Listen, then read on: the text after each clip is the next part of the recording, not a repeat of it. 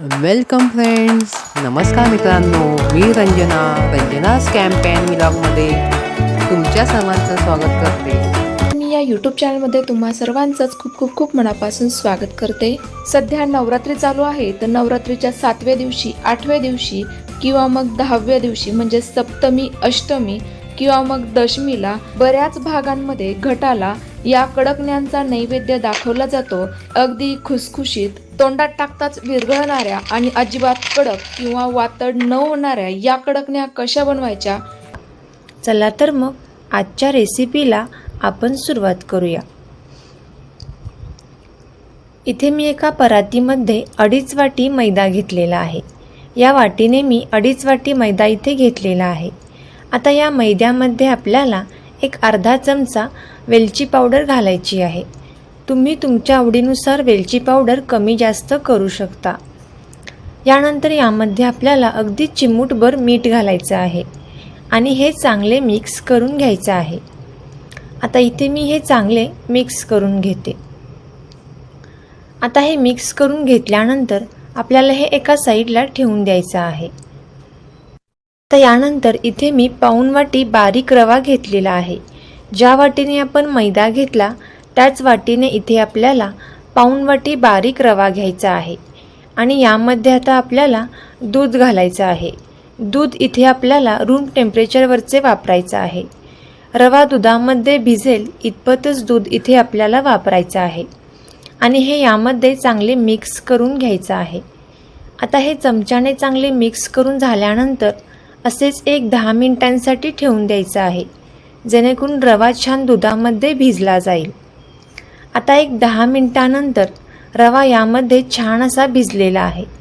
पाहू शकता तुम्ही इथे रवा छान असा फुललेला आहे.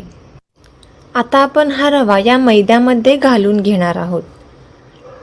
आता हा रवा या मैद्यामध्ये घातल्यानंतर आपल्याला यामध्ये हा चांगला मिक्स करून घ्यायचा आहे. हाताने आपल्याला हा रवा या मैद्यामध्ये चांगला मिक्स करायचा आहे. आता इथे मी हे रवा यामध्ये चांगला मिक्स करून घेते.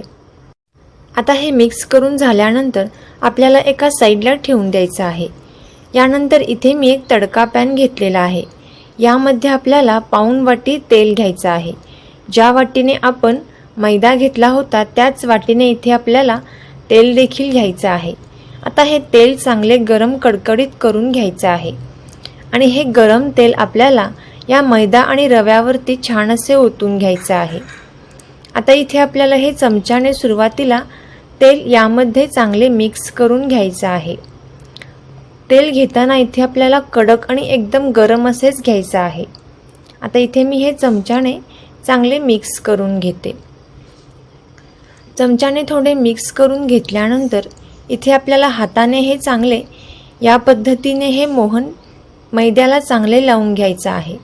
पाहू शकता तुम्ही या पद्धतीने, जेणेकरून जे मोहन आहे, गरम तेल आहे, ते पूर्णपणे मैद्याला चांगले लागले जाईल. पाहू शकता तुम्ही इथे याचा गोळा तयार होत आहे. याचा अर्थ हे मोहन चांगले या पिठाला बसलेलं आहे आणि या मैदा आपल्याला हातावरती या पद्धतीने चांगला चोळून घ्यायचा आहे. 1-2 मिनिटांपर्यंत आपल्याला या पद्धतीने हा मैदा चोळून घ्यायचा आहे. आता आपण हे एका साईडला ठेवून देऊयात. यानंतर इथे मी एका बाउलमध्ये पाऊण वाटी पाणी घेतलेलं आहे.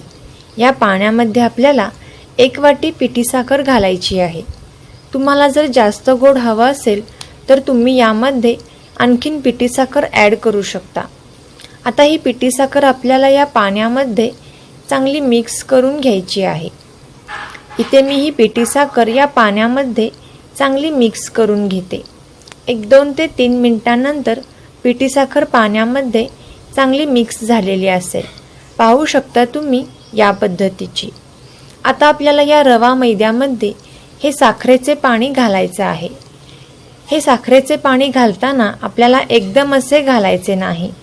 थोडे थोडे पाणी आपल्याला या मैद्यामध्ये घालून घ्यायचं आहे. आता इथे मी सुरुवातीला थोडे पाणी घातले होते आणि आणखीन थोडे शिल्लक राहिलेले पाणी आता मी यामध्ये घालून घेते. आता हे पाणी यामध्ये घातल्यानंतर आपल्याला याचा एक गोळा तयार करून घ्यायचा आहे. तर इथे मी याचा एक गोळा तयार करून घेते. पीठ जर खूप पातळ झाले असे वाटत असेल तर तुम्ही यामध्ये 2 ते 3 चमचे मैदा ॲड करू शकता. आता इथे या पद्धतीने मी गोळा तयार करून घेतलेला आहे. पाहू शकता तुम्ही गोळा इथे मस्त असा तयार झालेला आहे. एक 10 मिनिटांपर्यंत आपल्याला हे चांगले मळून घ्यायचे आहे. पाहू शकता तुम्ही इथे या पद्धतीचा गोळा इथे तयार झालेला आहे. आता हा गोळा आपल्याला झाकून ठेवायचा आहे. एक 10 ते 15 मिनिटांपर्यंत आपल्याला हे पीठ चांगले भिजवून द्यायचं आहे. आता एक 15 मिनिटांनंतर हे पीठ इथे चांगले भिजलेले असेल. पाहू शकता तुम्ही पीठ अतिशय मऊ आणि चांगले इथे तयार झालेले आहे. हे पीठ आपल्याला पुन्हा एकदा मळून घ्यायचं आहे. एक 2 ते 3 मिनिटांपर्यंत हे चांगले आपल्याला मळून घ्यायचं आहे. आता इथे हे पीठ चांगले मळून तयार झालेलं आहे.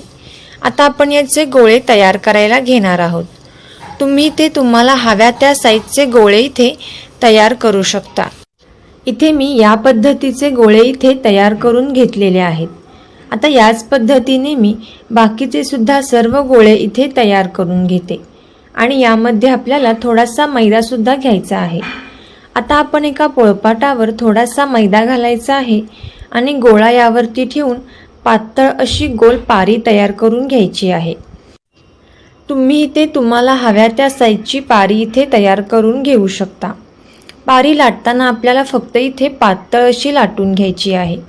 पाहू शकता तुम्ही अगदी सहज असे इथे पारी लाटली जाते. पीठ इथे चांगले आपले तयार झालेले आहे. आता याच पद्धतीने मी बाकीच्या सुद्धा सर्व पाऱ्या इथे लाटून घेते. आता इथे आपण एका साईडला कढईमध्ये तेल गरम करण्यासाठी ठेवले होते. तेल छान गरम झाल्यानंतर यामध्ये आपल्याला ही पारी तेलामध्ये सोडायची आहे आणि मंद आचेवरती आपल्याला ही कडाकणी छान अशी तळून घ्यायची आहे. आता एक 2 ते 3 मिनिटांपर्यंत आपल्याला ही कडाकणी दोन्ही साईडनी छान अशी तळून घ्यायची आहे. कडाकणी तळताना तेल आपल्याला खूप गरम असे करून घ्यायचे नाही आणि कडाकणी आपल्याला तळून काढताना खूप लालपट अशी काढून घ्यायची नाही.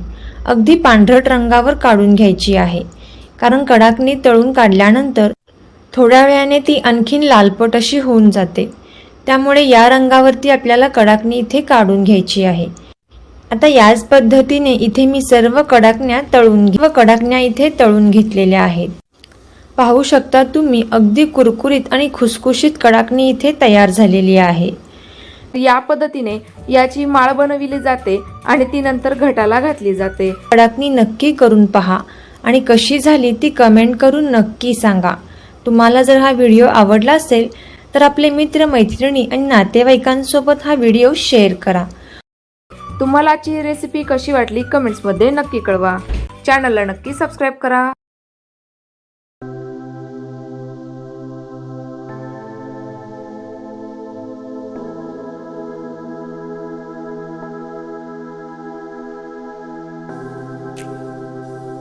धन्यवाद मित्रांनो. Thank you friends.